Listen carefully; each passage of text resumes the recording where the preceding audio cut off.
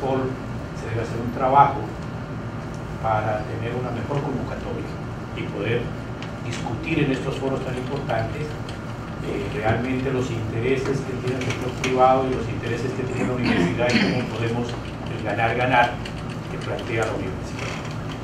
Creo que la iniciativa es muy válida y dada la oportunidad de los temas actuales, vale la pena que trabajemos en ese sentido. Esa es la primera impresión. La segunda impresión es, yo estoy de acuerdo con el planteamiento de Paul, en el sentido de que los commodities en la agricultura hasta el año 2000 venían para abajo. Ese esquema ha cambiado totalmente. Ese esquema ha cambiado totalmente con un factor que es el precio del petróleo. Y eso lo es, el responsable de eso son los biocombustibles. Y eso es una buena noticia para el país. Desafortunadamente nosotros no lo hemos tenido en cuenta. No lo estamos aprovechando. Dos ejemplos. Ejemplo de biodiesel y ejemplo de alcohol carburado. Nosotros en este momento producimos en exceso palma africana. 200.000 toneladas que se van a Colombia para producir biodiesel en Colombia. Producimos 160 millones de litros de alcohol que se van a Colombia para producir aguardiente, porque el alcohol que se produce en Colombia sirve para biocombustible. Entonces, son políticas del gobierno, son políticas que debemos plantear rápidamente en medidas urgentes para desarrollar su sector. El sector de biocombustibles en este momento en el país está abocado desde hace 8 años a una decisión del gobierno, a una decisión de definición de precios a los cuales el gobierno va a comprar el biodiesel y va a comprar el etanol, y no se han definido. Entonces, cuando hablamos de matrices productivas, hay un nefasto análisis en el sentido de que la matriz productiva del país debe orientarse a algunos sectores, pero estamos olvidando la parte agrícola.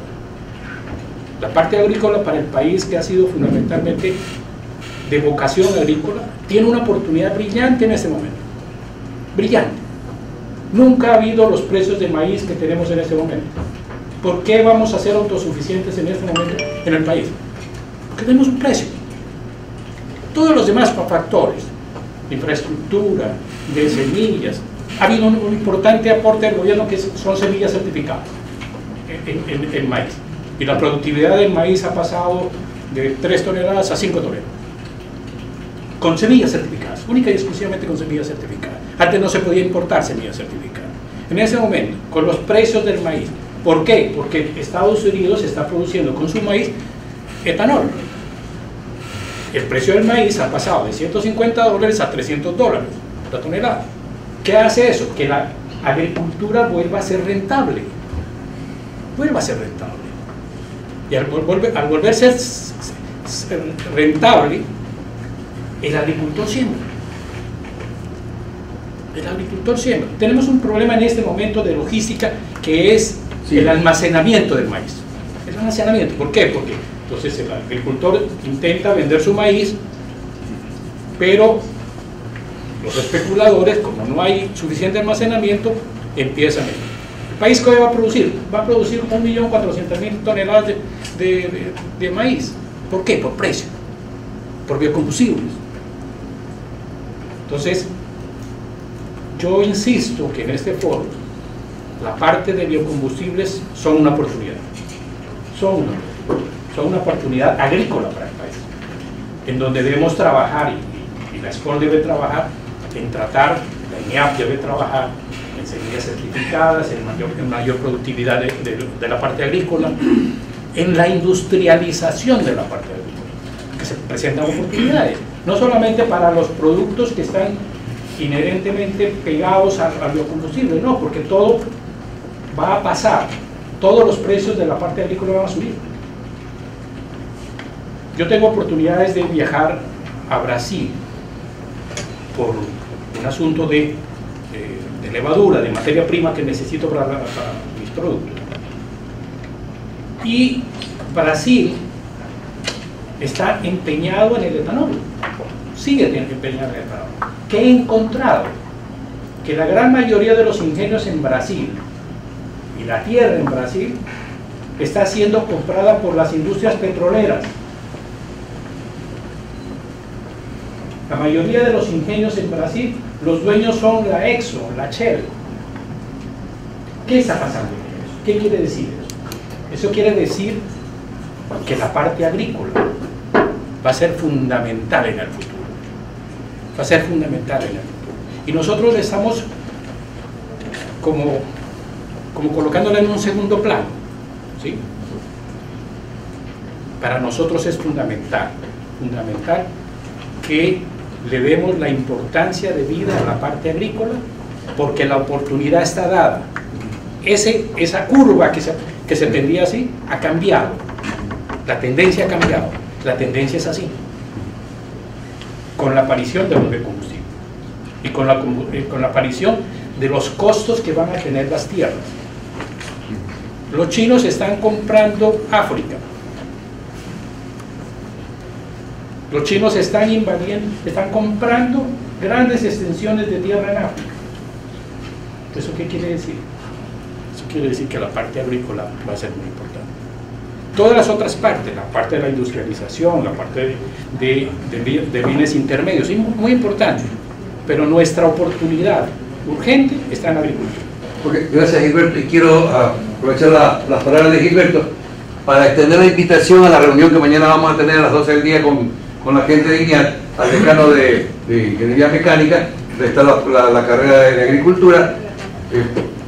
Tú sí lo invitaste al Paul, al coordinador. Sí, porque tú has estado aquí con buena suerte y has escuchado lo que dice Gilberto, y mañana que tenemos que organizar esa tarea, también quisiéramos tener la precaución de cumplir tu primer criterio, es que hagamos una mejor convocatoria. Gracias, señor rector, por la invitación, y a ustedes también. Es una experiencia muy valiosa y las charlas, intervenciones brillantes. Pero sí quisiera aportar algunas cosas que son necesarias, tocando los puntos del doctor Herrera, lo que dijo Sergio, lo que he escuchado. La convocatoria del sector privado no responde. Los proyectos privados realizados dentro del esquema de la matriz productiva o desarrollo industrial vayan a tener cambios precisamente por la base filosófica política del gobierno. Eso es así. Entonces, el gran esfuerzo que están haciendo ustedes deben considerar estos factores elementos. Por otro lado, con toda la propiedad, decía el rector cuando hablaba del papel del POL, la necesidad de la docencia y la investigación. Yo quiero recordar, porque seguramente han tenido oportunidad de leer los principios de Córdoba, de los principios de la Universidad de Córdoba a principios del siglo XX. 1918. Así es, 1918. Y ratificados en el siglo XXI en Cartagena. ¿Qué decían para la educación superior? Investigación, docencia y extensión social. Y este es un factor que veo en todo el desarrollo de esta interesante reunión, como que no lo hemos integrado, no lo hemos incorporado. Es un enfoque estrictamente económico, técnico, científico, como quiere llevar. Y no nos damos cuenta que todo apunta hacia eso, a un fin social. Mejorar el nivel de vida, el buen vivir de esta sociedad. Y algo que me pareció interesantísimo del doctor Herrera, yo vengo sosteniendo en las cátedras la importancia y la necesidad en buena parte de las ciencias económicas levantar una nueva teoría que responda a la realidad objetiva de América Latina.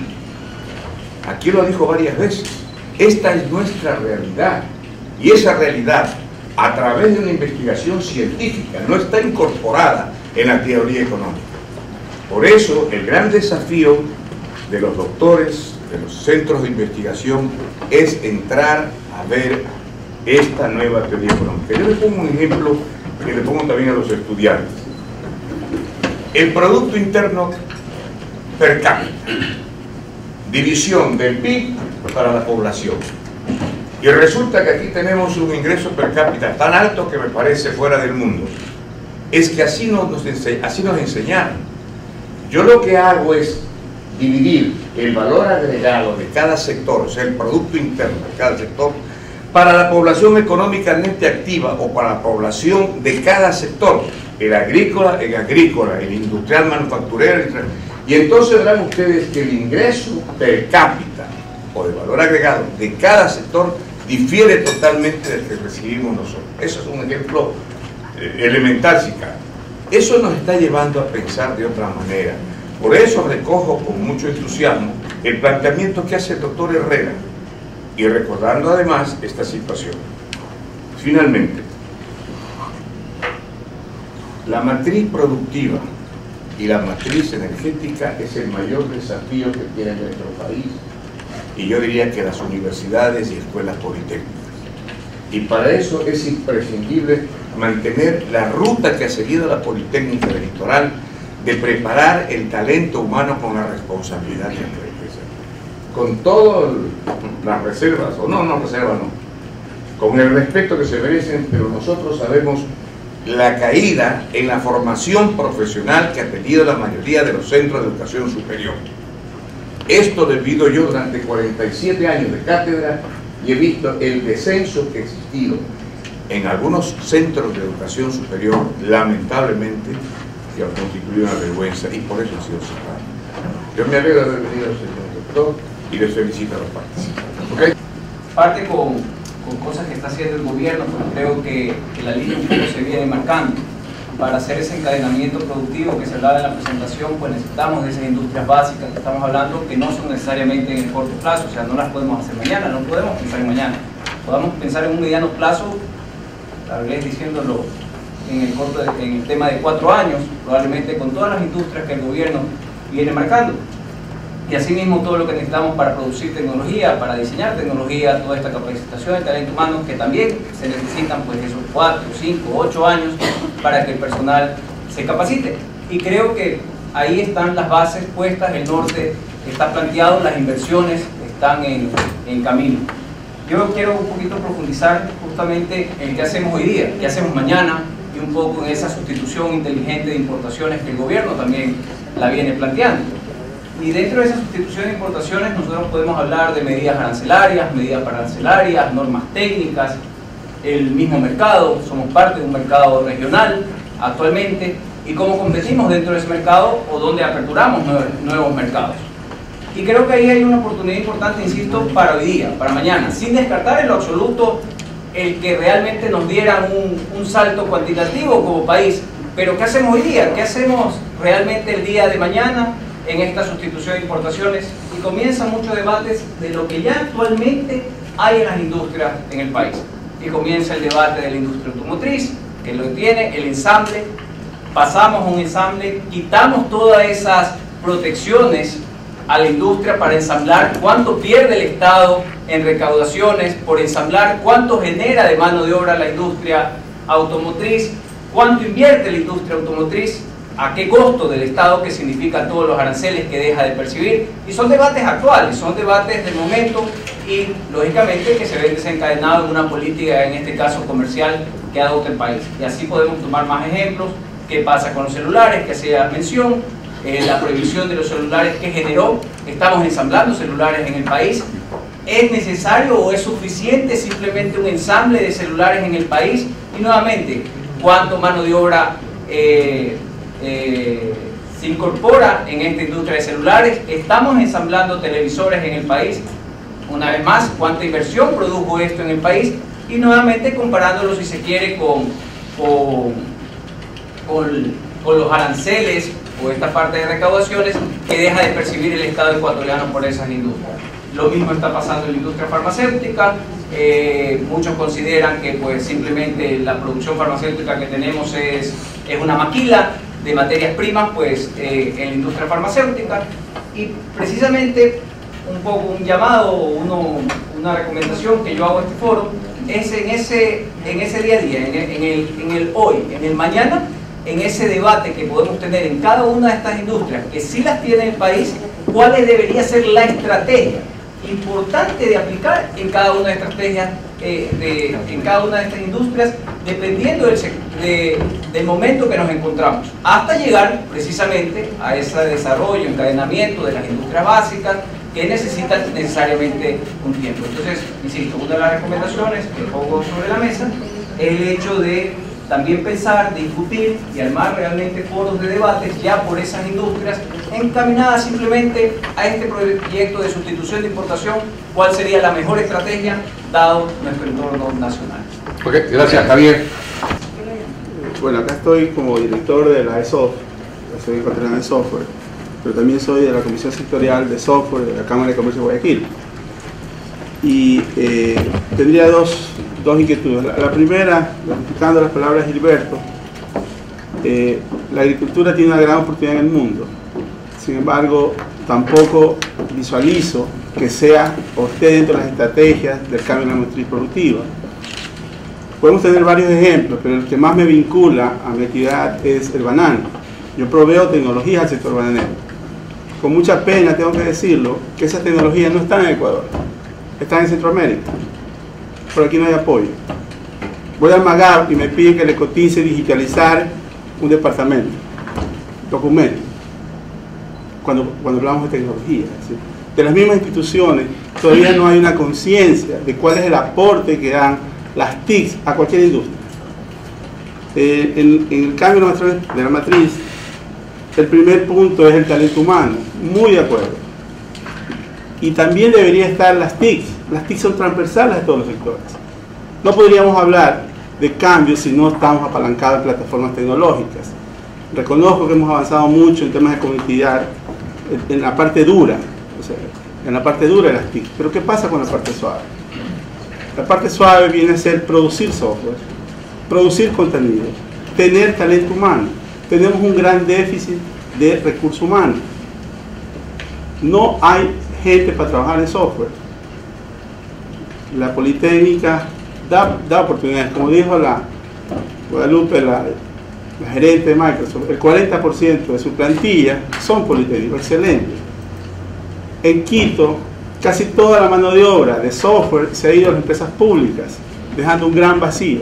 No tenemos talento humano. En Centroamérica, el profesional ecuatoriano está muy bien rankeado. Todo eso favorece, pero ¿cuánto de eso está quedando para producir? Si el conocimiento se está yendo, o se está generando actividades que no dan valor agregado al país. Entonces tenemos esa problemática como sector software. Y las TIC son transversales. En el caso del banano, no solamente se puede producir biocombustible, que es el tema, Gilberto lo puede ratificar. El banano es un cultivo social.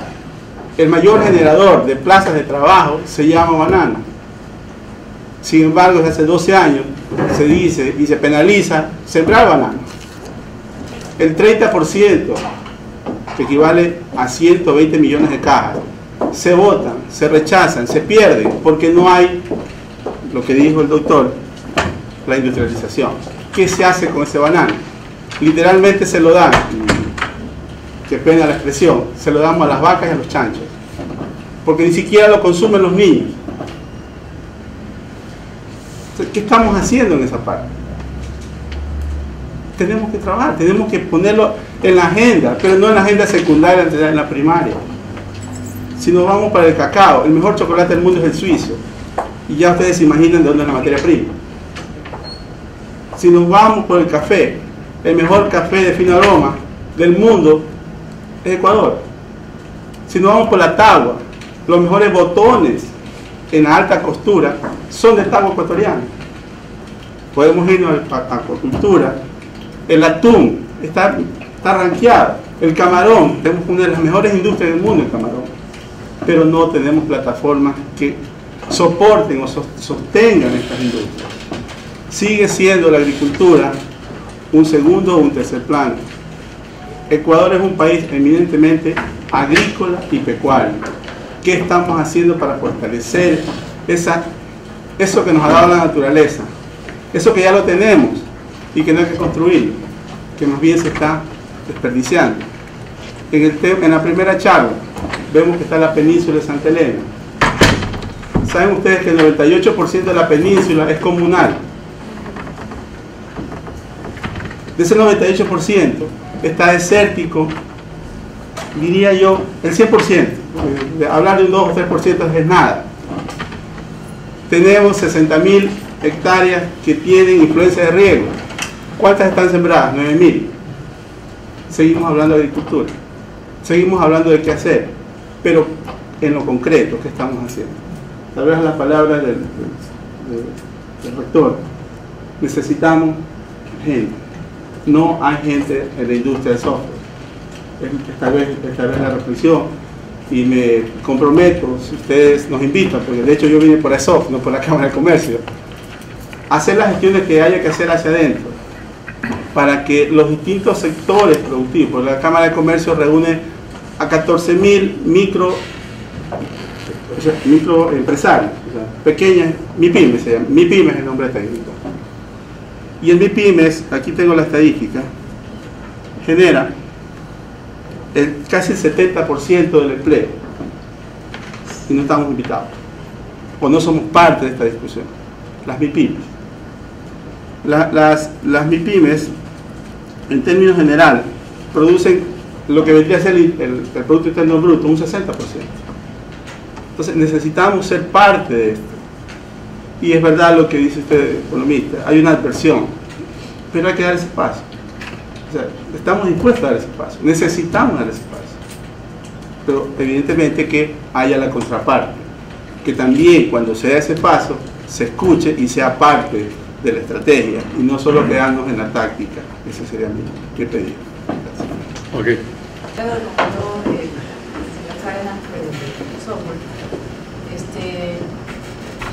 Deben pensar también que cuando estén todos los sectores productivos, el sector productivo acá también se van a quedar sin TICs, porque el gobierno, ¿por qué demandamos tanto de TICs? Porque somos un gobierno que está justamente utilizando las tecnologías de la información y la comunicación y todo el desarrollo de software necesario para poder ser más eficientes y más eficaces en las acciones y para poder manejar mejor los diferentes ministerios y las diferentes acciones que se llevan. Inclusive, como Secretaria Nacional de Gestión de Riesgos, por ejemplo, nosotros estamos por firmar un convenio con Europol para el desarrollo de los elementos que sirvan para que cada vez que entra personal a la Secretaría, ese personal, en lugar de que haya una inducción de varios días, de varias semanas, o de que pase por diferentes lugares, esa inducción puede ser a través de un sistema de autoeducación o autopreparación, por ejemplo, que no es una temática que sea muy conocida o que haya mucha gente.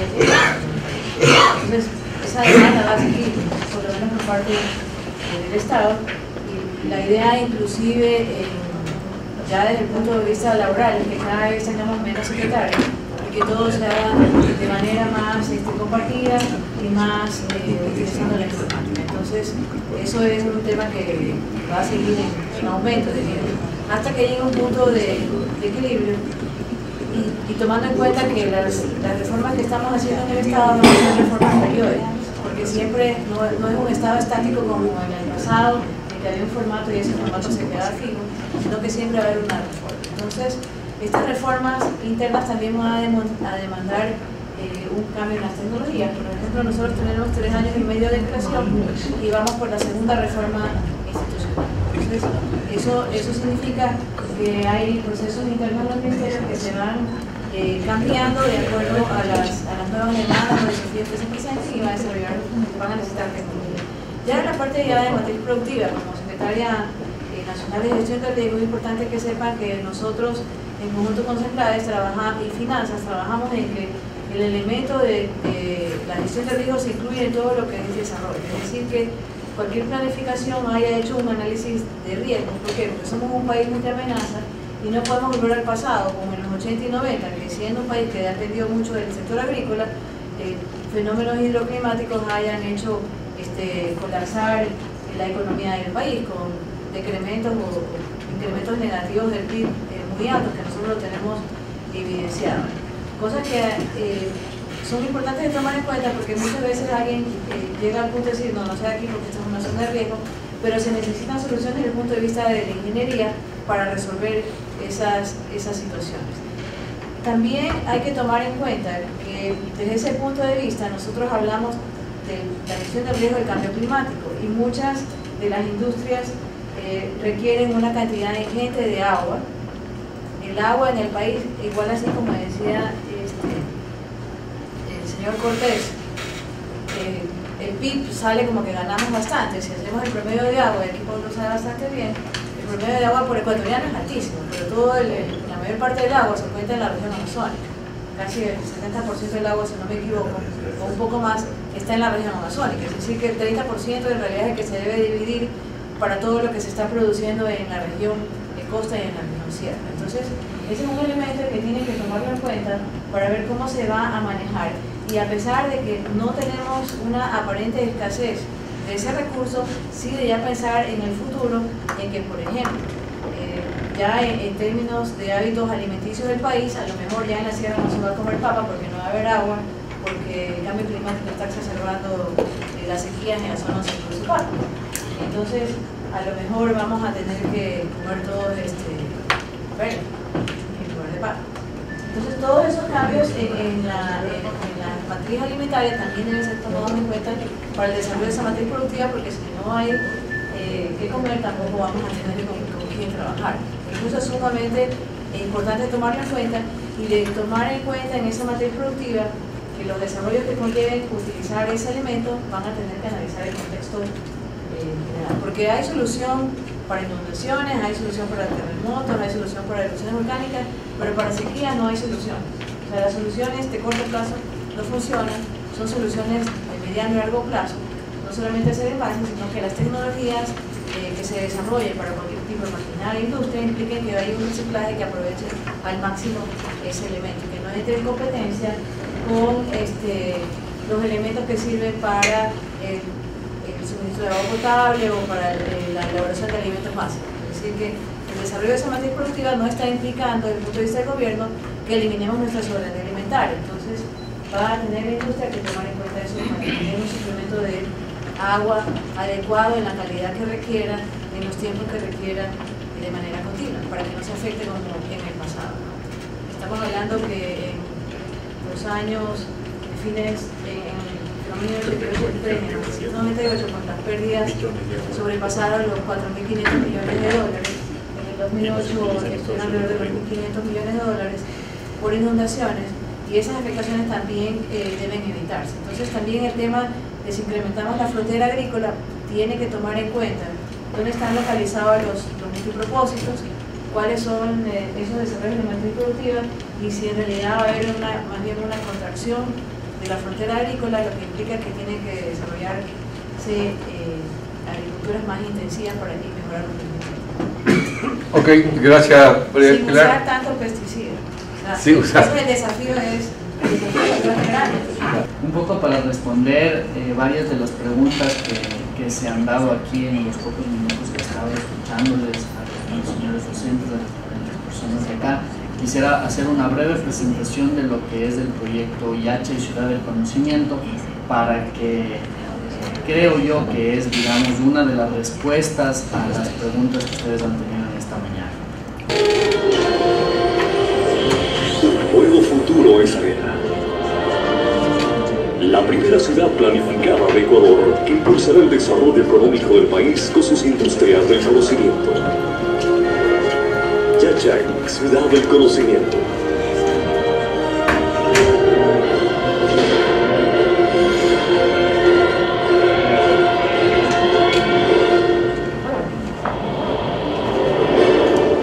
La Ciudad del Conocimiento Yachay se encuentra ubicada en Urguquí, provincia de Imbabura. Está en la primera fase del proyecto de desarrollo regional con un área mayor a 4.200 hectáreas, que el gobierno de Ecuador lleva a cabo para crear un centro motor de crecimiento regional para el futuro. Esta nueva ciudad del conocimiento está enfocada a las industrias de tecnologías de la información, biotecnología y de negocios que serán el futuro del Ecuador.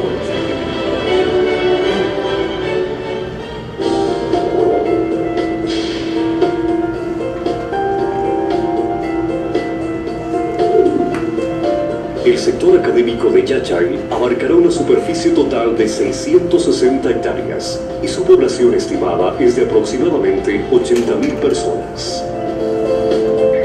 La ciudad girará en torno a la Universidad de Yachay, con programas nuevos relacionados con tecnologías de la información y comunicación, ciencias de la vida, nanociencia, petroquímica, energía renovable. También tendrá un complejo de investigación y desarrollo del conocimiento y complejos de tecnologías de la información y de negocios, creando un sistema que combina industria, academia e instituciones de investigación. Además, los centros relacionados a la economía del conocimiento se trasladarán a Yachay con el fin de conectar los organismos administrativos con los distritos de negocios internacionales, para mejorar la sinergia entre los sectores público y privado. El nuevo centro urbano tendrá una zona comercial formada por instalaciones comerciales y residenciales de uso mixto, así como diversas instalaciones de cultura, turismo responsable y deportivas.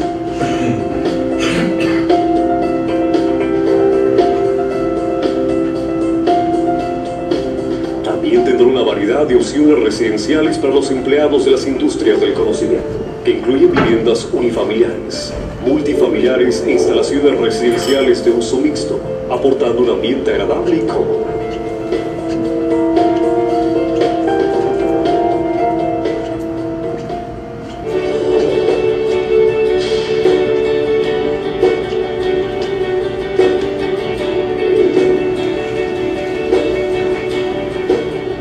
El desarrollo de una red de información urbana y comunicaciones de alta tecnología, la ciudad del conocimiento Yachay se convertirá en una ciudad ubicua que produce constantemente nuevos negocios de la información y la cultura.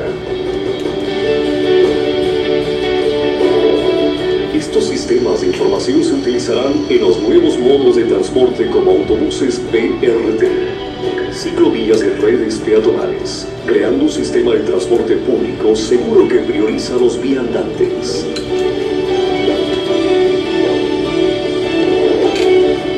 La ciudad del conocimiento Yachay también ofrecerá diversas infraestructuras que no solo preservan la cultura tradicional y la historia, sino que atraerán el comercio y la inversión.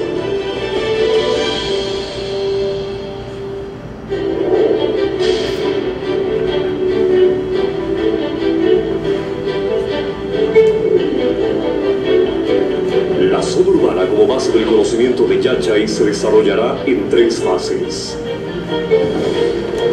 La primera fase incluye el desarrollo de una ciudad universitaria y un complejo del conocimiento de investigación y desarrollo en torno a la Universidad de Investigación de Tecnología Experimental.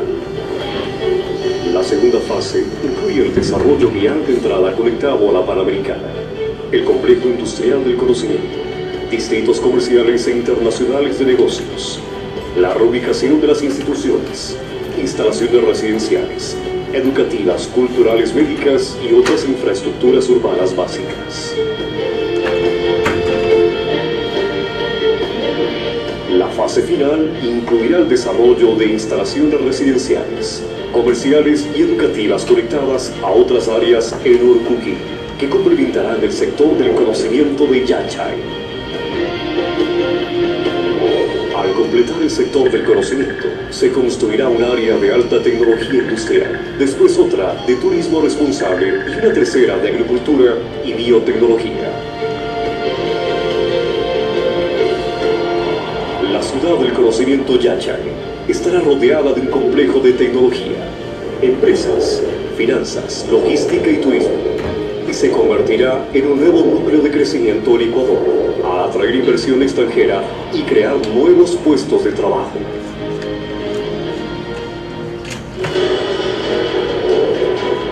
Una ciudad asentada en industria del conocimiento, una urbe internacional de última generación, en base a las tecnologías de información, tecnologías de negocios y biotecnología.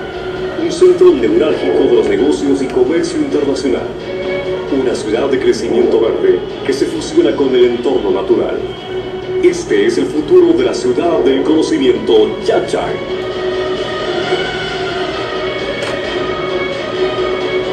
El gran viaje al futuro comienza hoy en Yachay, ciudad del conocimiento.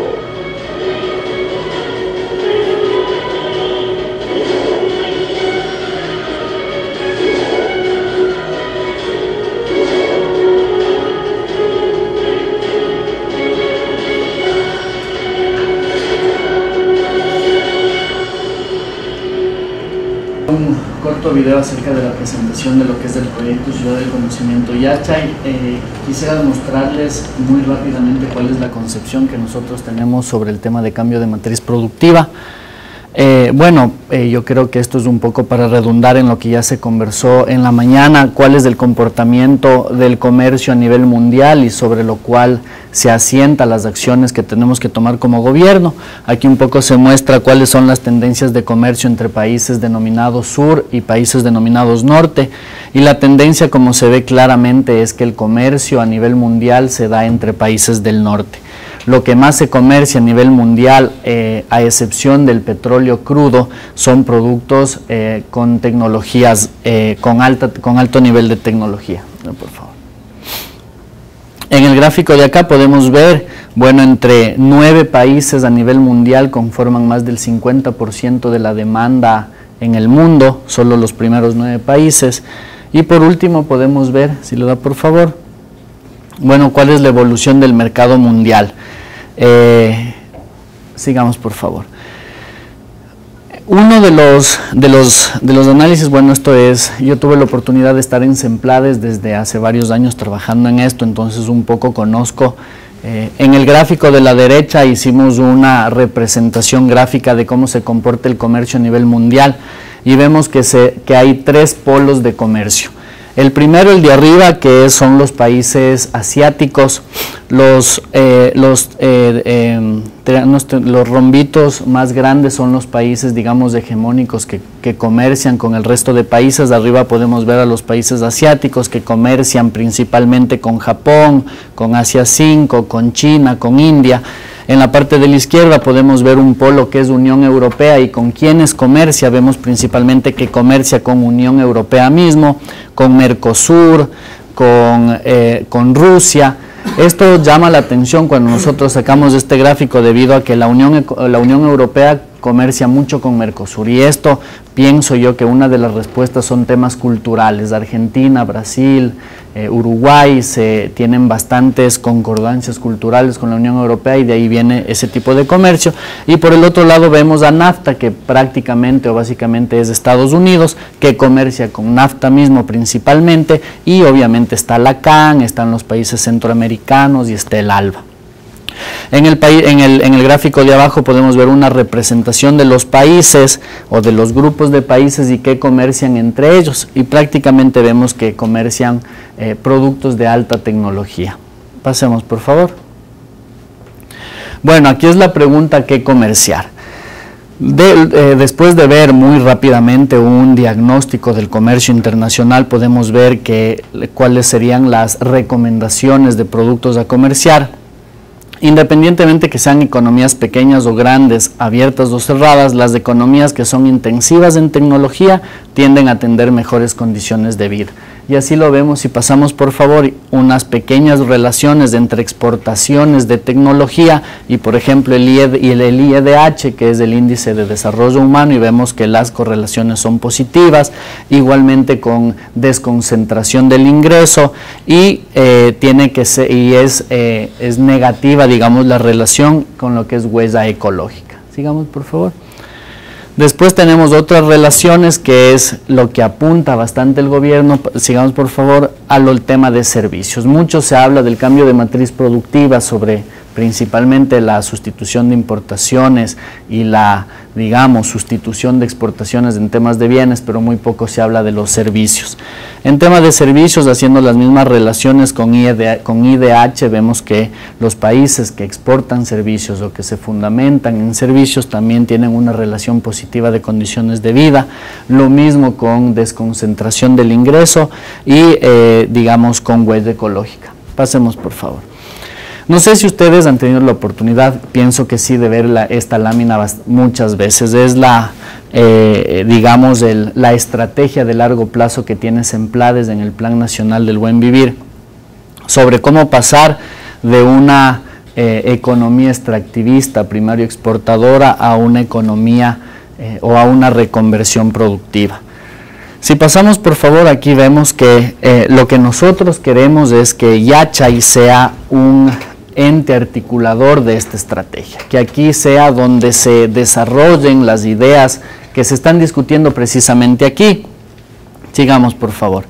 Esta es la visión que tenemos nosotros como Estado desde Cenecit. Cuando nosotros, deben ustedes saberlo, Proyecto Ciudad del Conocimiento en principio funcionaba como parte de Cenecit.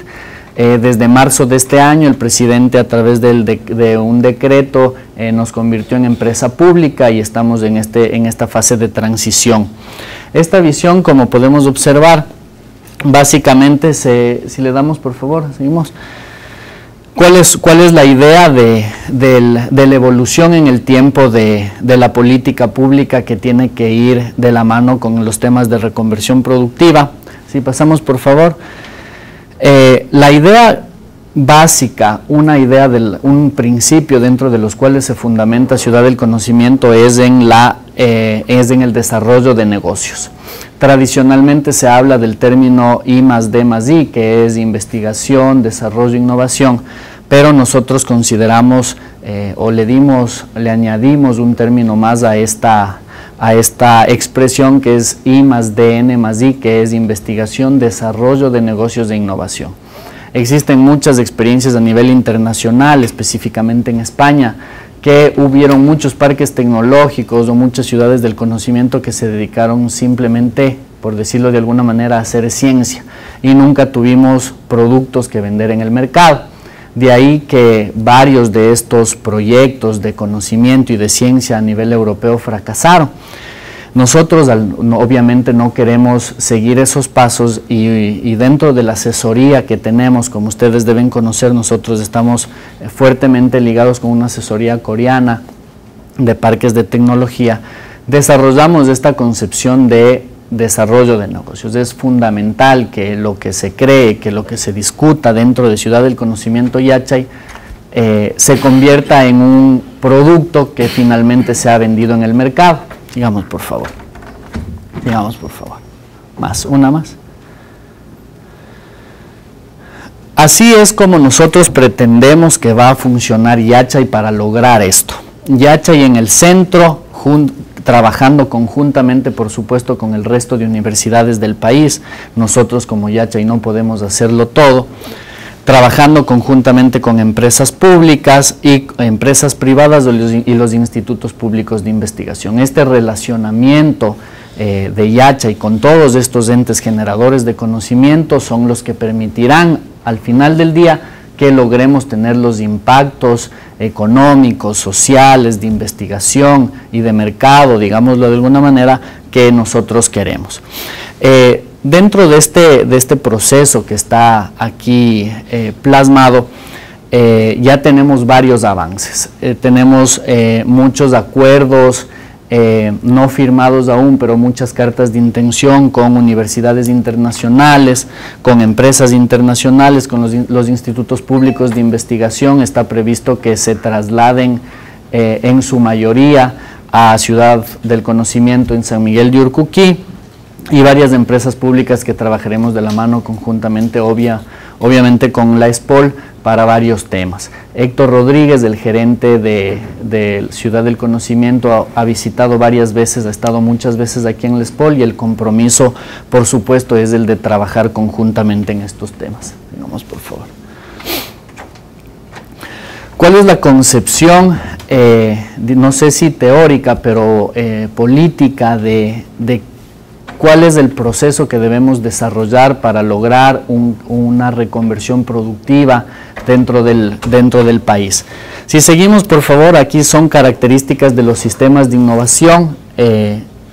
Hay varias experiencias internacionales que se han dado a lo largo de la historia.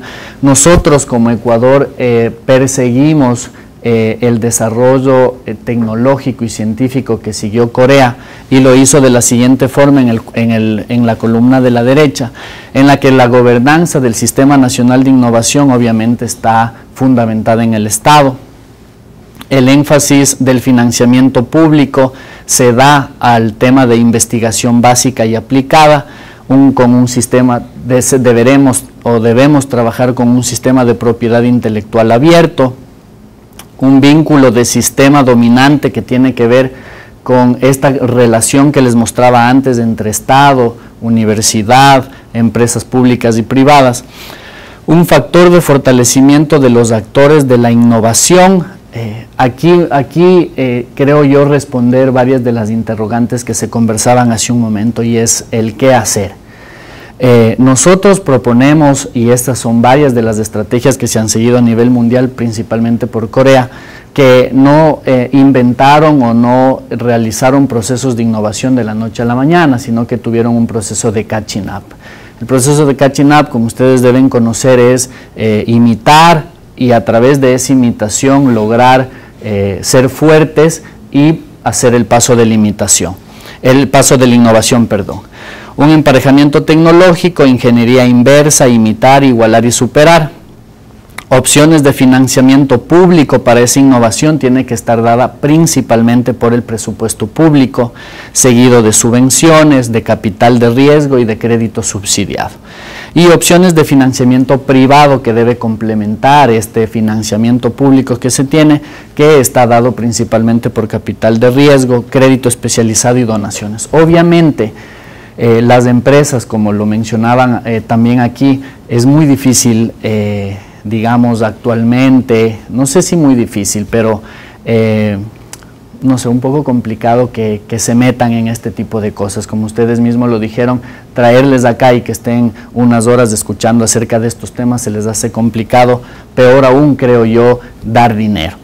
Yo creo que dentro de Ciudad del Conocimiento Yachay se están pensando los mecanismos adecuados para tener los incentivos necesarios para que la empresa privada ejerza, o más bien dicho, sea protagonista dentro del proyecto. Si seguimos, por favor. Bueno, este es un poco del proceso de catching up que les explicaba hace un momento. Sigamos, por favor. Sí, pasémosle, por favor, esto. Aquí esto es, cuando tuve la oportunidad con Héctor Rodríguez, gerente general de Empresa Pública Yachay, de trabajar en Semplade sobre los temas de reconversión productiva hace unos años. Esta es la metodología sobre la cual se trabajó y sobre la cual están escogidos los 14 sectores prioritarios que están en la agenda de transformación productiva y en el Código Orgánico de la Producción. Estos temas salen del plan, justamente del Plan Nacional del Buen Vivir, y tienen que ver con escoger actividades económicas que tengan una alta demanda a nivel mundial. Seguimos, por favor. Que nos ayude para el buen vivir a través de la generación de condiciones de bienestar social. Seguimos, por favor. Que obviamente sean productos o sean actividades económicas que tengan productividad sistémica en el tiempo y que tengan bajo impacto ambiental al momento del desarrollo productivo. Estas son la propuesta, digamos, que nosotros antes como Cenecid Yachay y ahora como Yachay, ¿cuáles serían las industrias en el mediano y largo plazo que nosotros como país debemos trabajar? Básicamente tienen que ver, si seguimos por favor, con salud e industria farmacéutica, soberanía alimentaria, vivienda y saneamiento, metalmecánica, transporte, soberanía energética, petroquímica, software y TICs, y circuitos integrados y microestructuras electrónicas. Si seguimos, por favor, al final, pasemos por favor, tenemos, digamos, una propuesta de productos en el mediano y largo plazo que debemos trabajarlos con el resto de instituciones del Estado en temas de reconversión productiva. Como podemos ver, en temas de soberanía alimentaria hablamos mucho de semilla, de técnicas de cultivo y de riego, de fertilizantes y cosechas.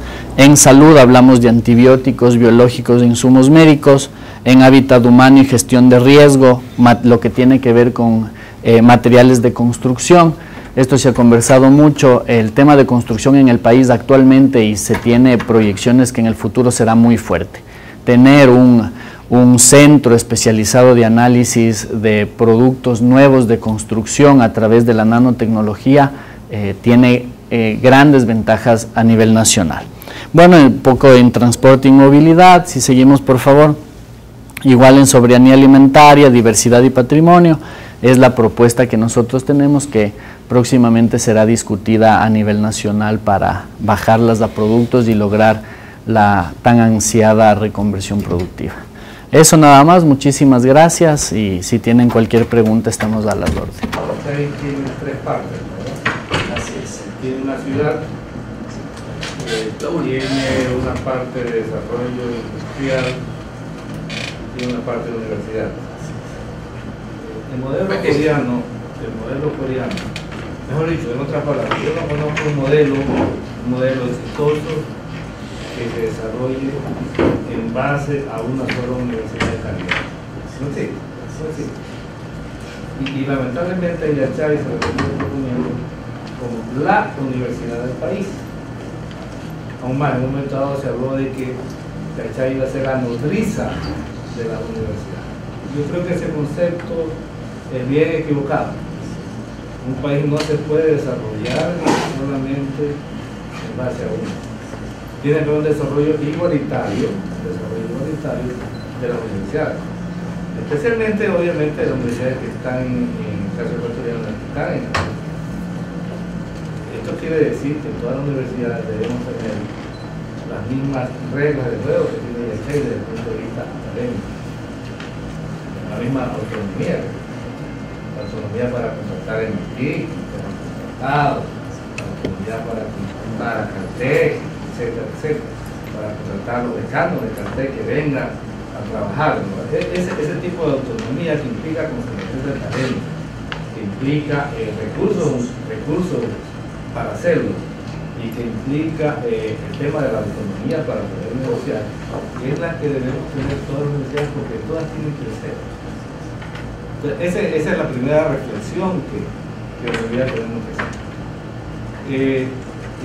La otra, indudablemente, es el tema de la sede. El tema de la sede que es un tema que está bien que sea allá, y porque eso es todo un área de influencia que genera Argentina. Si bien ustedes tratan de ser ricos, sin embargo es muy difícil en un país como este ser rico y decir que con esa sede se cubre todo el país. Porque indudablemente hay una serie de temas que sí requieren que en otros sectores, en otras áreas geográficas hay desarrollo. Entonces, ese es el otro planteamiento, que en el área electoral,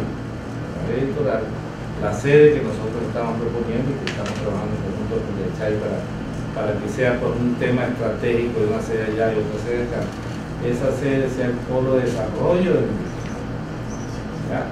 Esa sede que está aquí en el polo de desarrollo electoral contribuye de manera armónica y complementaria con Yachay. Entonces, esas son los dos planteamientos.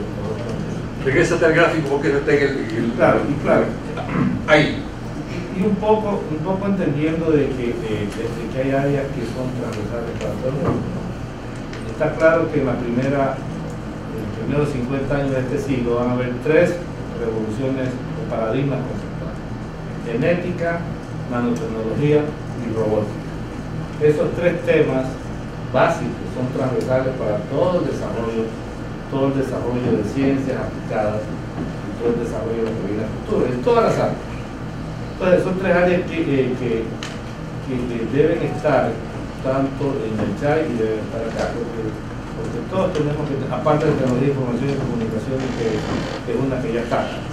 Entonces todas esas, por ejemplo, son áreas transversales para todos. Entonces, esa es un poquito la reflexión que yo tenía al respecto. ¿Otros criterios?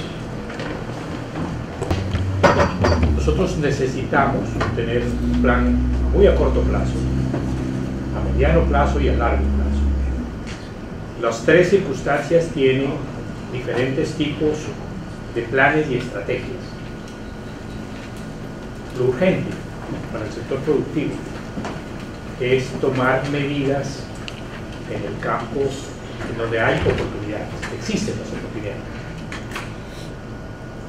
En la parte agrícola, en este momento, el país está desperdiciando 6 años, ha desperdiciado 6 años de tomar ventaja de las condiciones que ofrece el mercado mundial.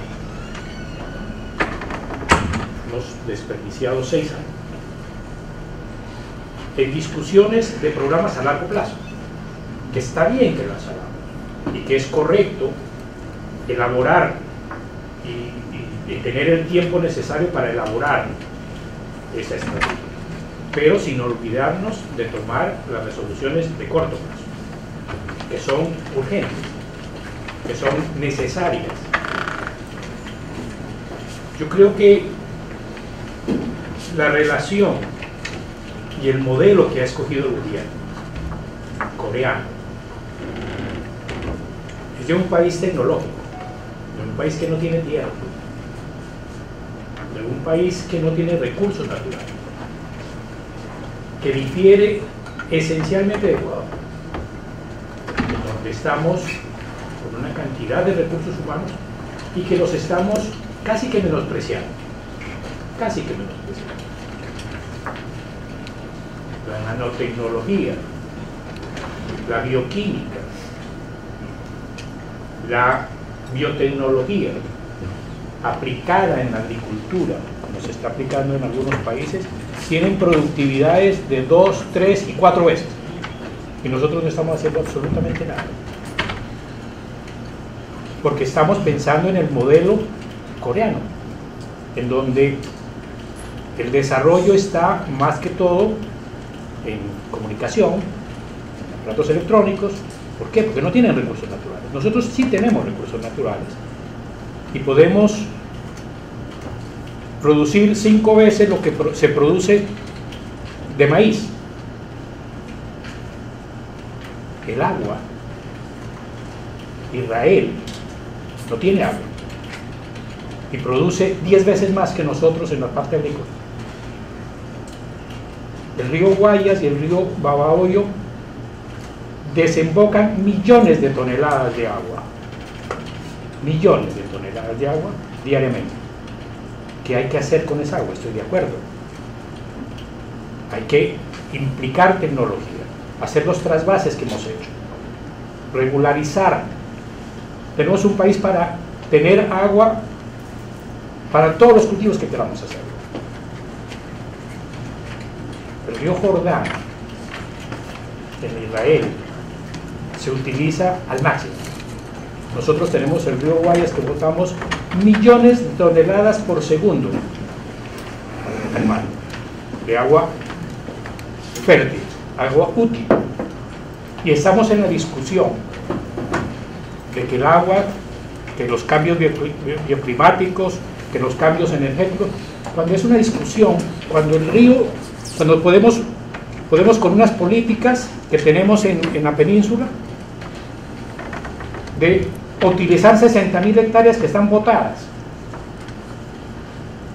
única y exclusivamente con una política gubernamental de decir vamos a incluir en la gasolina etanol.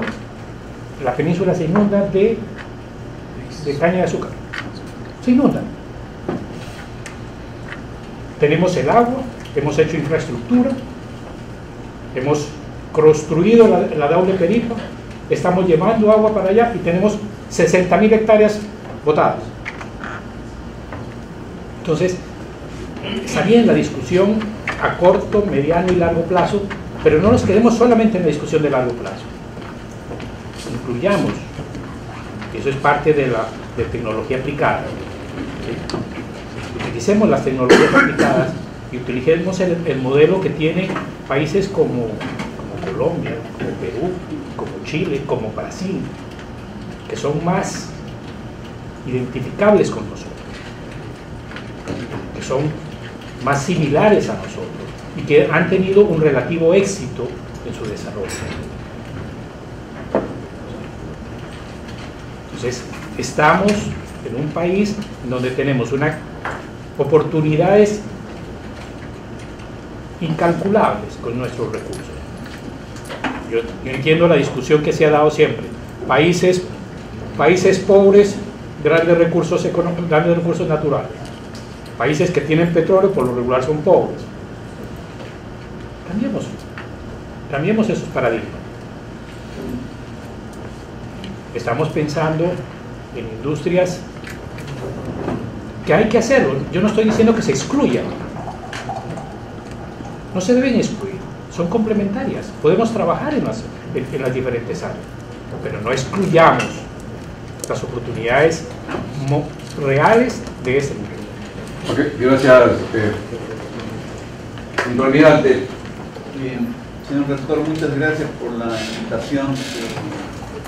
La ESPOL ha reaccionado prácticamente en menos de un mes, generando discusiones que ya usted nos ha manifestado están en marcha y que por lo tanto son importantes encaminarlas adecuadamente, porque de acuerdo a como está establecido por el gobierno, el tema de esta institución o este organismo que se ha creado es para establecer la definición estratégica del asunto.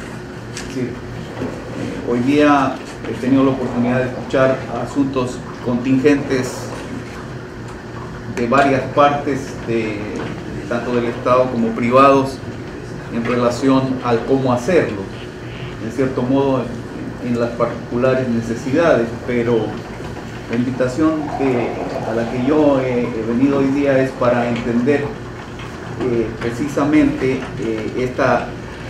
estos insumos a la estrategia que el Estado ya la tiene adelantada, como hemos visto, ¿cierto?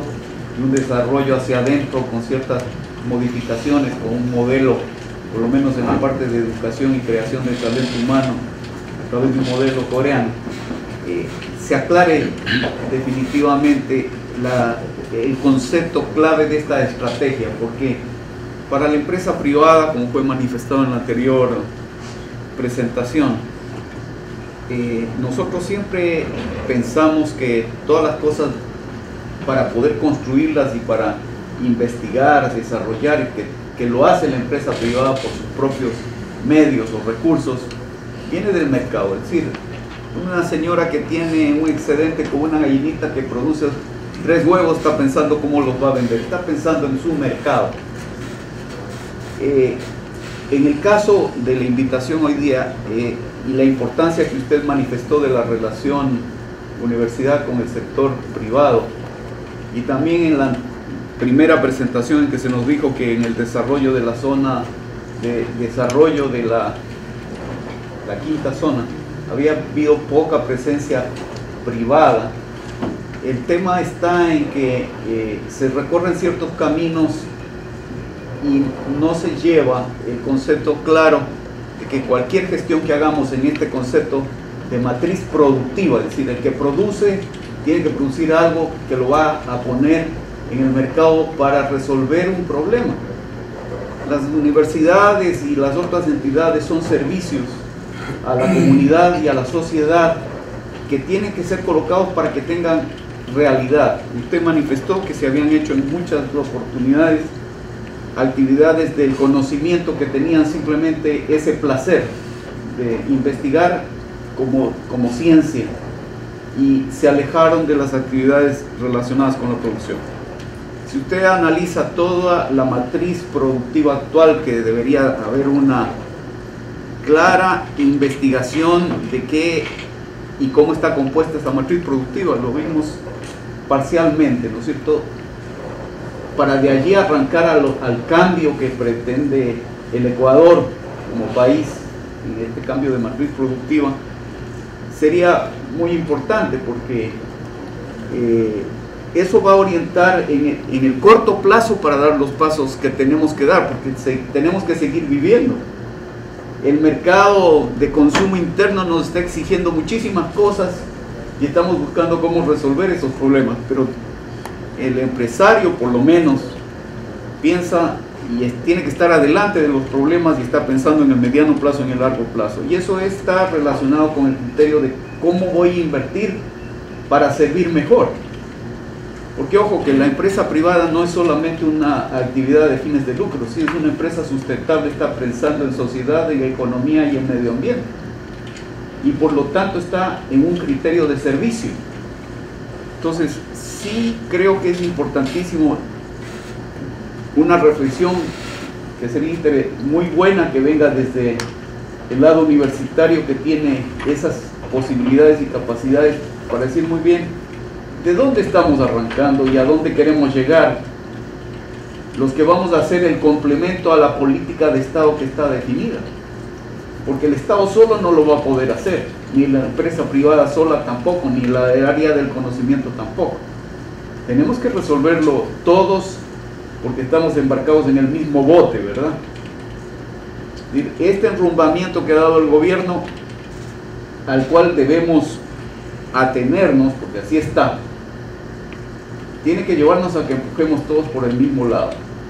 Entonces, yo creo, y nuestro conductor se ha quejado de que llamó a algunas actividades de la empresa privada y no han venido, yo lo lamento, porque creo que es la oportunidad para estar y entender lo que se nos plantea para ver qué futuro vamos a tener en el servicio, como es el caso de mi empresa, en el servicio de dar alimentación, la mejor alimentación que pueda darse a los ciudadanos a los que servimos, y así las otras empresas.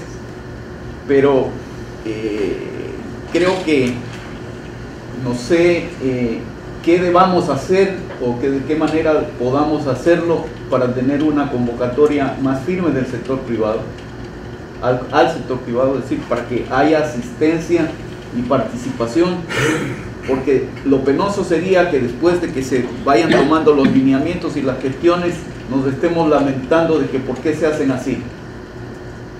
Hay que participar, hay que estar, hay que debatir, pero yo sí le pido, señor rector, que en esto que nos está pidiendo el gobierno con esta gestión, en la conformación de estos comités que habla de sectoriales, en los cuales vamos a pedir que podamos intervenir, ¿verdad?, para poder ser parte de la solución, no la solución como un todo, sino ser parte de la solución, porque eso creo que es lo objetivo, podamos hacerlo ordenada y claramente. Los tiempos de todos, no solamente de los empresarios, que no sería que un empresario venga a sentarse acá 4 horas y todo lo demás, pero también están los profesores, están los consultores, están los miembros del propio Estado. Yo creo que nadie pierde el tiempo, ni nadie gasta su tiempo cuando decide venir. Creo que es una obligación estar y un deber. Entonces, en esta intervención lo que yo le pediría es que mantengamos una agenda un poco más concreta para ir avanzando por puntos, porque la dispersión no nos lleva a nada y el tiempo es corto, las decisiones están tomadas y por lo tanto debemos contribuir a que vayan por el buen camino. Entonces, eso quería pedirle, señor presidente. Ok, Andrés, ¿algún otro criterio? Leonardo Estrada, decano de la Facultad de Economía y Negocios. Yo coincido mucho con porque yo sí creo que esta oportunidad o esta iniciativa que está teniendo el rector debería avanzar un paso más en tocar la puerta de las empresas y preguntarle, bueno, ¿cuáles son sus problemas? ¿Cómo la universidad puede contribuir con ustedes para solucionar sus problemas? Yo creo que ese es el incentivo más importante con los cuales ellos tienen el deseo de poder asistir a foros. Otra reflexión que tengo es con relación a las áreas estratégicas de desarrollo. Y mi pregunta es, ¿esas áreas van a ser intensivas en mano de obra o en capital? nosotros tenemos un porcentaje importante de la población que está en el subempleo. Entonces, ¿a qué punto tenemos que también enfocarnos en desarrollar áreas que permitan llegar a ese buen empleo? Entonces, no sé hasta qué punto sí se ha hecho un análisis profundo al respecto, como decían, el tema de la agricultura. Toda esa población que está trabajando en el sector agrícola, ¿vamos a poder integrarla en un nuevo sector? ¿En cuánto tiempo? ¿Sí? Entonces, sí me parece que esa estrategia de corto plazo hay que profundizar un poco más porque obviamente va a tener implicaciones. Okay. ¿Algún otro criterio? Sí, Marco Velarde, decano Me de... parece que lo de Yachay es extraordinario. Cuando dice ubicua quiere decir que está en todas partes o forma parte de todo, ¿verdad? Ya, entonces, si sigue el modelo coreano y también está relacionado con una universidad de Estados Unidos, que es con Stanford, alguna de ellas, como modelo, con Caltech. Yo me pongo a pensar Corea en cuánto tiempo llegó al nivel que tiene actualmente. Tal vez fue después de la guerra de Corea que comenzaron a ver las cosas en serio. Eso les tomó 60 años tal vez. Nosotros pensamos que al 2025 ya estaríamos prácticamente listos, producción, tecnología, innovación y demás. ¿Cuál es el horizonte que tiene Yachay para tener resultados? Ya, bueno, un poco voy a topar transversalmente varias cosas de las que se han tocado aquí. Esencialmente, como decía en la exposición, señor director, obviamente Yachay por sí sola no va a lograr absolutamente nada, eso estamos totalmente seguros. De ahí viene el trabajo que se ha venido realizando desde la gerencia general en crear varios tipos de relacionamientos con actores internos, principalmente con universidades, con empresa privada, porque solos prácticamente no vamos a lograr los objetivos que nosotros estamos pensando. Como lo decía el señor rector, hay varias conversaciones que se han realizado entre la gerencia general y el rectorado sobre el desarrollo de esta iniciativa paralela entre SPOL y Ciudad de Conocimiento de Yachay. Por el otro lado, en el tema del corto plazo. La perspectiva que tiene Yachay por el enfoque que tiene es de mediano y largo plazo, precisamente porque recién se está desarrollando, pero es impensable sustentar que no se tiene una estrategia de corto plazo. De hecho, en el gobierno actualmente se está trabajando en crear esos mecanismos de priorización de sectores para ser sujetos de política pública, de crédito, de financiamiento, de diferentes incentivos para que produzcan en el corto plazo. Esencialmente, Ecuador en estos momentos somos agrícolas, somos primarios exportadores y eso no lo vamos a dejar de ser tal vez en unos 15, 20, 25, 30 años. Entonces es impensable que el gobierno se descuide de los sectores tradicionalmente que han generado la riqueza en el país. Eso no va a pasar. Bueno, por el otro lado, en temas de Yachay, Yachay en este momento recién se está construyendo, digamos así, la perspectiva de crecimiento es las primeras 660 hectáreas en donde va a estar la universidad, los institutos públicos de investigación, unas residencias y un pequeño parque tecnológico. Se tiene previsto que estén listos para el 2020. Las primeras 660 hectáreas. Todo el complejo son algo así como 5.000 hectáreas. Eso quiere decir que la perspectiva de desarrollo y de madurez del proyecto, estamos hablando de unos 20, 25 años. Ese es el plazo que tienen previsto Yachay. Ok, otro criterio. Víctor Bastida y después te doy a ti. Yo fui profesor de la Politécnica por muchos años y en diciembre me jubilé y tengo preocupaciones por los años que pasé aquí de lo que le espera a la SPOL y a las universidades del país. Y mi intervención es primero para felicitar al rector, a la vicerrectora, a las autoridades del SPOL por esta iniciativa de retomar la conversación, la vinculación, el diálogo con el sector productivo. Si la universidad no conversa con el sector productivo, no va a ningún lado. Quienes generan riqueza en un país es el sector productivo, ni siquiera el gobierno. El gobierno traza la cancha, dicta las políticas, pero quienes generan la riqueza es el sector privado. De manera que me congratulo y felicito que se haya retomado esta necesidad. Segundo, aquí hay jóvenes autoridades del gobierno y sería interesante que se lleve el mensaje que lo que voy a decir creo que no solo lo estoy pensando yo, sino también otros de los que estamos aquí, es de que por un lado se da el mensaje de que y acaba de decir el señor representante de Yachay, que por sí solo no van a lograr hacer lo que piensan hacer. Pero en la práctica el mensaje es otro, de que solo Yachay vale.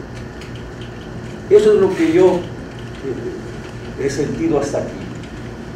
Con lo que acaba de decir, tal vez empiece a cambiar de lo que he sentido.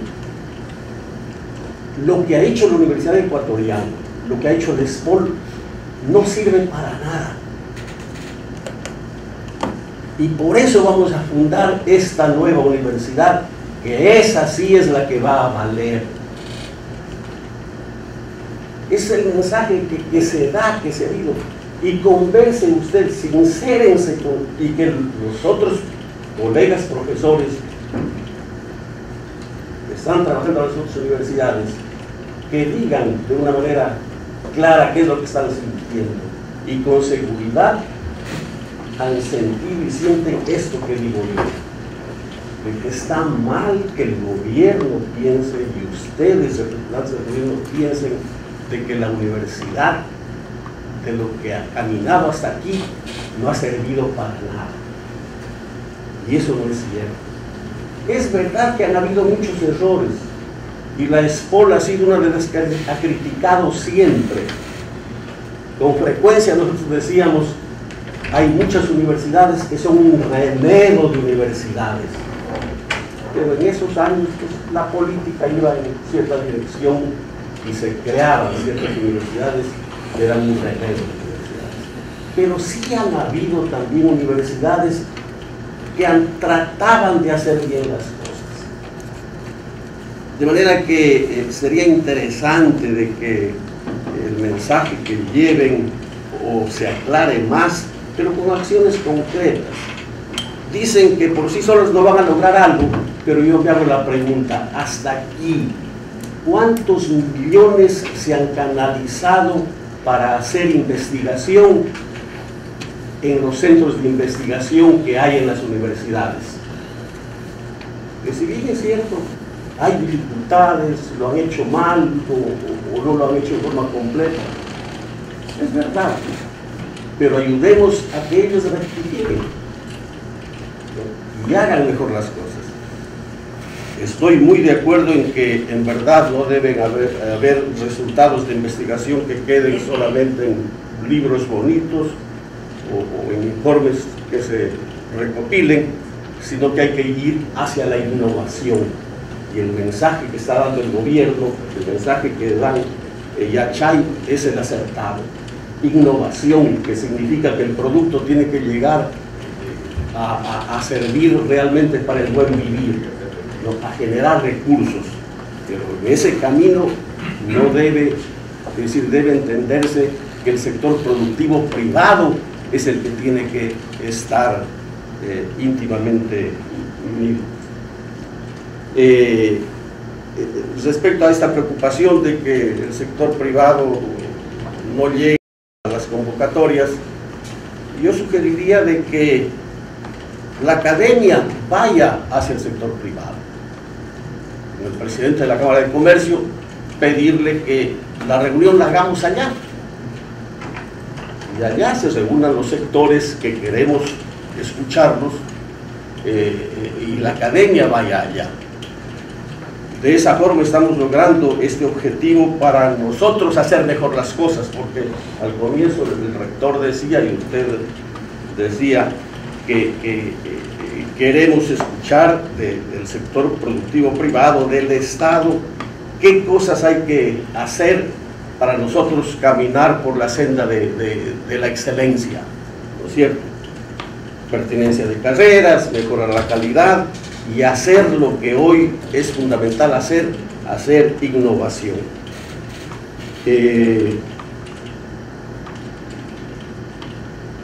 Finalmente, asimismo, a veces, a mí personalmente, y pienso que muchas personas, aunque aquí no hablamos mucho de política, pero a veces da temor hablar, porque mañana pasado hay consecuencias que de una manera personal o hasta familiar a veces no queremos estar involucrados, y en consecuencia el mensaje también de que se disminuye ese tono ese de confrontación, de virulencia en los mensajes, porque a veces uno puede hablar o puede criticar y a lo mejor está equivocado con la crítica, pero en la conversación, en la reflexión se van aclarando las cosas. Creo que todos aspiramos que trabajar por el país, trabajar por el desarrollo del país, y lo que conviene es llegar con el mensaje y trazar la cancha para de una manera armónica sacar resultados positivos. Gracias, Víctor. Secretaría de Planificación Central de la Zona 5.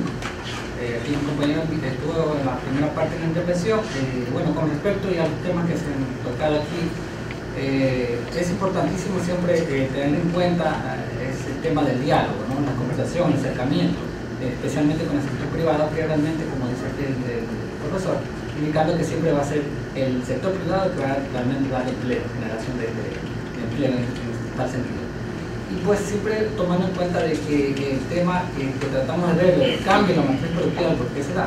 Es justamente porque es necesario como país ver que no solamente quedarnos atrás, digamos, del avance tecnológico, del desarrollo, como hablamos con un país como tal, sino ver aquellos ejemplos que tenemos en el caso de China, Japón y Corea, obviamente, ¿no? Que tuvieron de 30 a 40 años para ver los modelos que están. De alguna otra forma estos modelos pues se diferencian, ¿no? El modelo japonés con el chino y el coreano, pero sin embargo vemos que nosotros estamos tratando de llegar hacia allá, ¿no? En este tema pues estamos hablando al 100% de lo que deberíamos hacer la parte de la ciencia y tecnología, ¿no? En el caso de ellos pues tuvieron que pasar por varios procesos que tienen que ver de la industria pesada, lo que dicen ellos, de industrias y de luz, etc. Pero ahora ya están ellos en otra fase, ¿no? Que nosotros tratamos de llegar ya en la fase, en estas dos fases queremos estar en la parte de la industria pesada y la tecnología, ¿no? Entonces era el tema que quería más o menos referirme, que nunca agotar los esfuerzos de que justamente, ¿por qué dice el profesor de que qué ha pasado con la universidad? ¿Por qué ahora tienen que hablamos de Yancha? ¿Qué pasó con nosotros prácticamente, ¿no? Yo pienso que a medida que iba avanzado la economía del país, los distintos liderados que ha habido, pues realmente cada quien por un lado sí iba, pues, ¿no? La universidad tenía un rumbo específico, el sector privado por otro y el sector público como tal, o el gobierno que en esa época pues, también tenía su punto de vista distinto.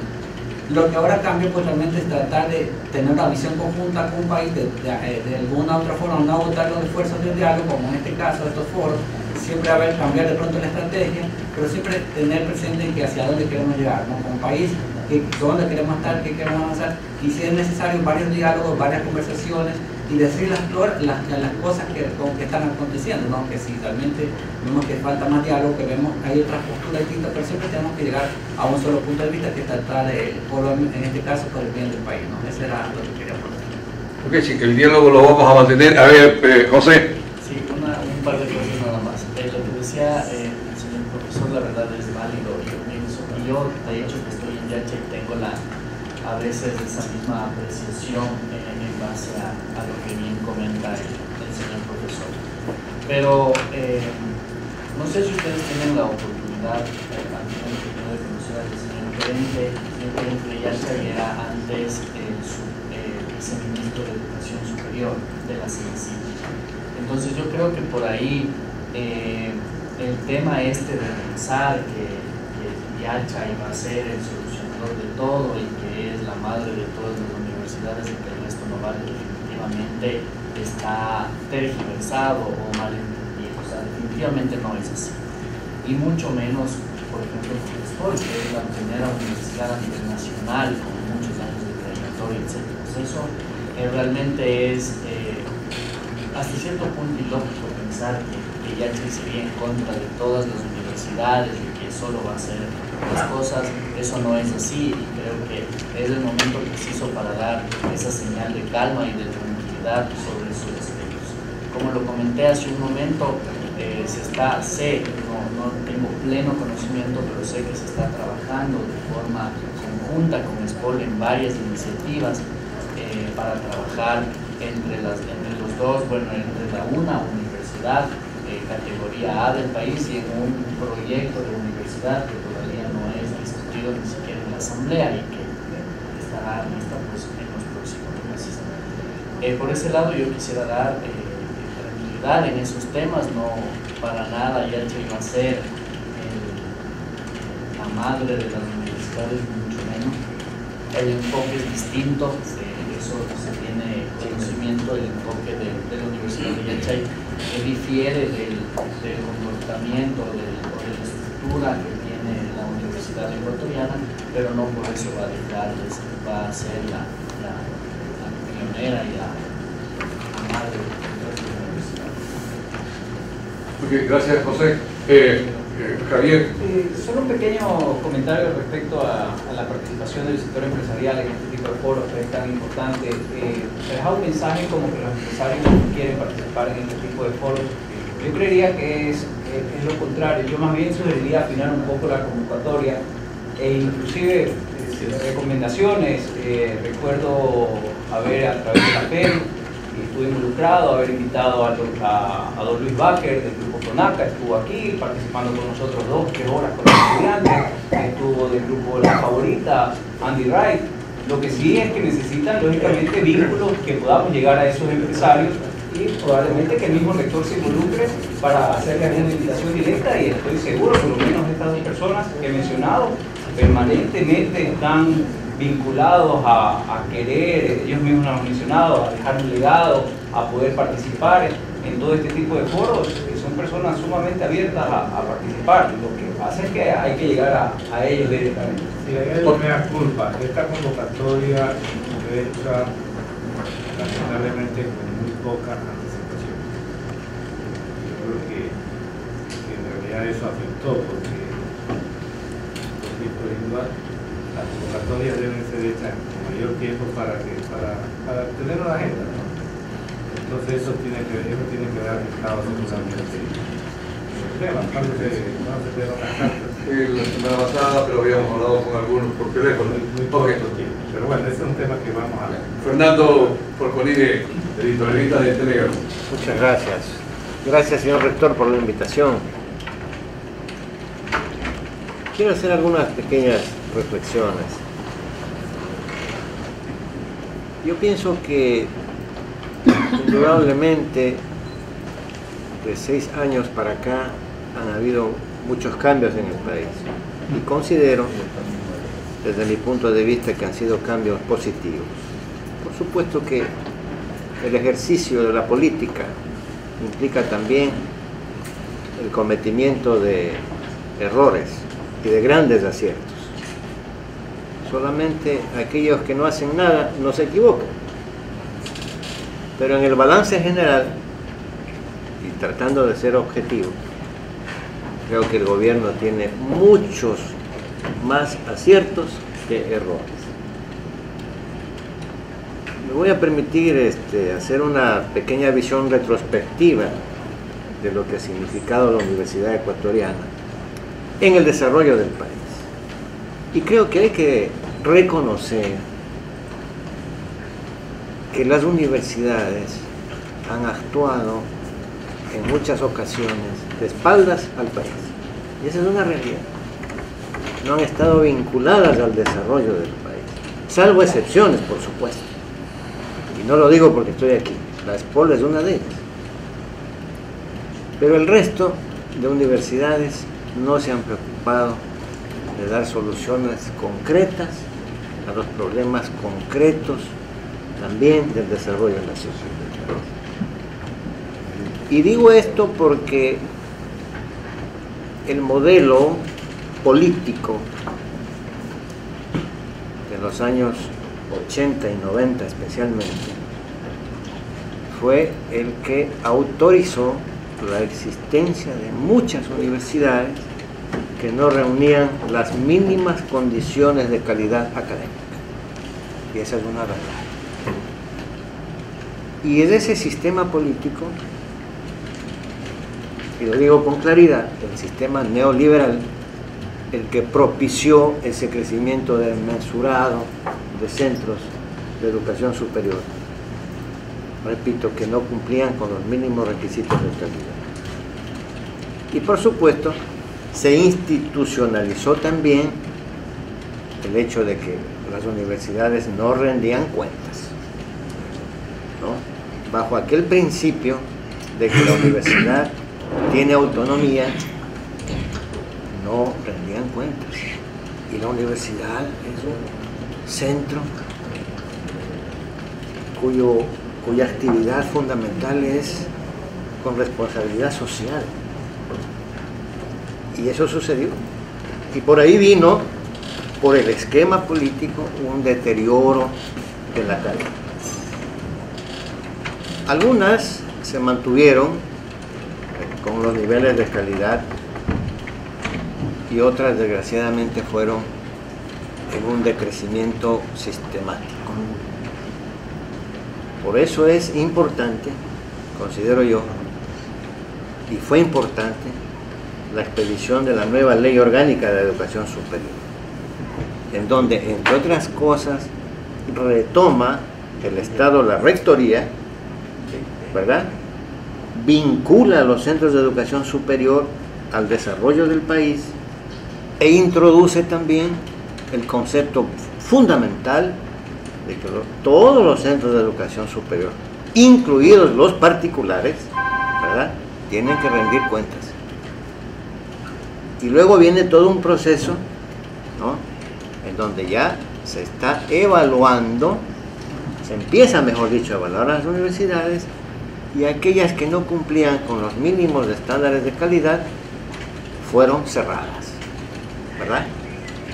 Fueron cerradas porque no cumplían con su rol y no les quedaba otro camino que, por ley, ser suspendidas de sus actividades. Me parece que son aspectos que van apuntalando, ¿no?, esta situación importante que es que para el cambio de la matriz productiva, que es el tema central de esta charla, se requiere talento humano formado adecuadamente, con calidad, en buenos centros de educación superior. En eso estamos totalmente de acuerdo. Eso en cuanto a la cuestión universitaria. Me parece que el cambio, tocando el punto del cambio de la matriz productiva, efectivamente tiene que verse una característica que tiene el Ecuador y los países de América del Sur en general, ¿verdad? Ya no es un mundo bipolar, tampoco estamos en un mundo unipolar, ahora estamos en un mundo multipolar, y por eso están los BRICS, ¿verdad? Para eso están los BRICS. Los conflictos no son este-oeste, ya no. Ahora los conflictos son norte-sur, ¿verdad? Y en esa perspectiva, me parece a mí que esta visión de mediano y largo plazo, ¿no?, de las EMPLADES, el gobierno debería considerar para qué la naturaleza nos concedió tantas maravillas, ¿verdad?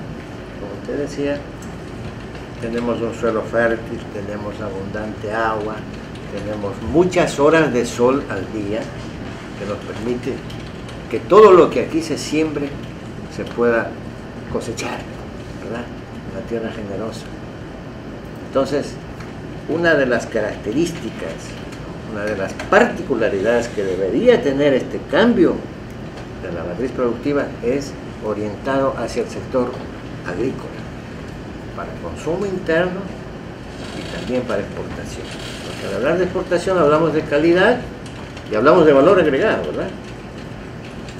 Entonces, ese cambio de la matriz productiva, en mi modesto criterio, debería tomar muy en cuenta que somos un país históricamente agrícola, con buenas condiciones climáticas y que por ahí también podría ser la posibilidad de un desarrollo a mediano plazo. Está también la cuestión geopolítica. No se podría entonces, en el mundo actual, en donde hablamos de un mundo de bloques, actuar en forma aislada. Y para eso, claro, tenemos ahora instancias ya multilaterales como son la UNASUR, por ejemplo, como son la CELAC, que podrían fortalecer la posición también del Ecuador. Muchas gracias. Creo que se han discutido temas muy generales, como se mencionaba, pero que son importantes, porque indudablemente es un tema tan amplio, la matriz productiva y la matriz energética, que siempre vamos a estar discutiendo, por un lado, estos temas conceptuales, temas también nos colaboren con la visión que tiene el gobierno en esa temática. Y vamos a entrar a la vicepresidenta que de una charla general sobre toda la matriz productiva y una reunión